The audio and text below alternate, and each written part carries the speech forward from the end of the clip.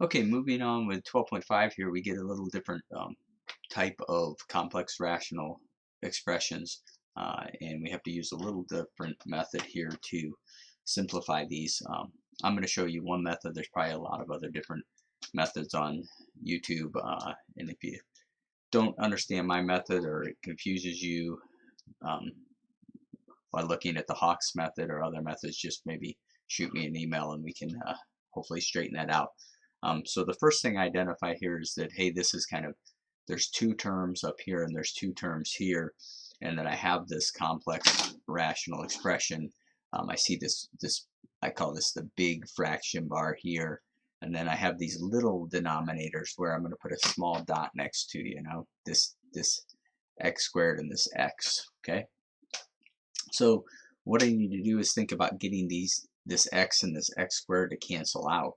And so if I think about, what would I need to multiply to get an x to cancel out, I'd have to multiply by x over 1, and that would get that x to cancel out. Well, that's fine if I do that down here in the denominator. Also, that would get this x squared to reduce, but it wouldn't completely cancel out. So what I need to do is multiply by x squared, and then that's going to get this x squared to cancel out, and it'll also get this x to cancel out. All right. But when I multiply this numerator by x squared, I have to remember that it multiplies into all the terms.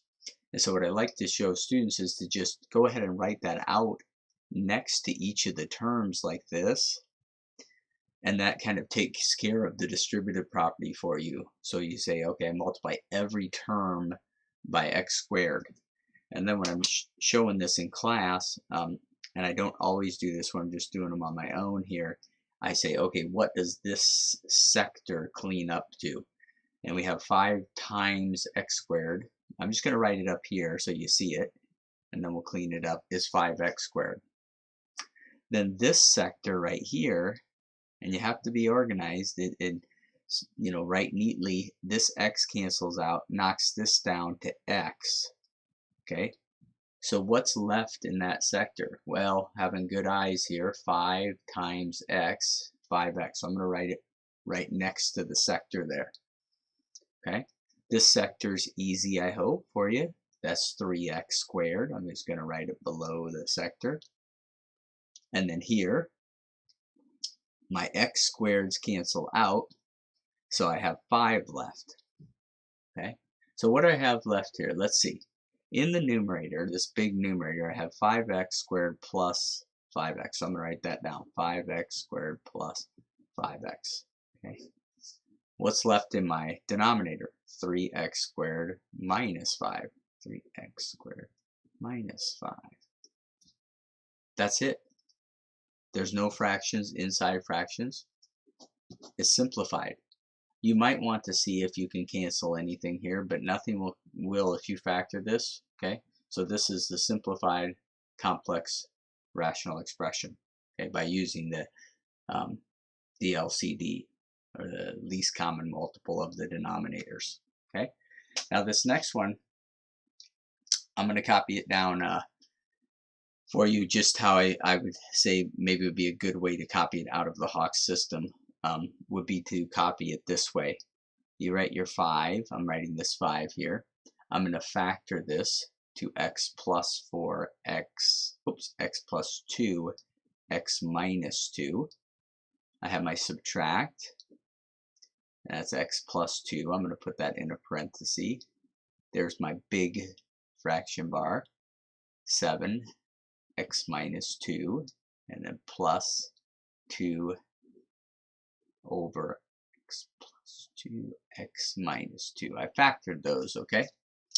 Now what's that going to do for me is it's going to help me look at or realize what I need to multiply by to get my denominators, my little denominators, to cancel out. I'm going to have to multiply by this LCD here of x plus 2, x minus 2. So not being lazy, I'm going to write it next to each one of these sectors, okay, even though I kind of have an idea what's going to happen in a couple of the sectors. Okay, this is my LCD of the little denominators, and I just quickly write it next to each sector. Okay, so now I'm going to clean up each sector. This sector right here. Well, this sector actually cleans up pretty nice. That entire x plus 2, x minus 2 cancels out. So in this sector, what's left is 5. Okay. Next, this sector, the x plus 2 cancels out. So what I have left is minus 6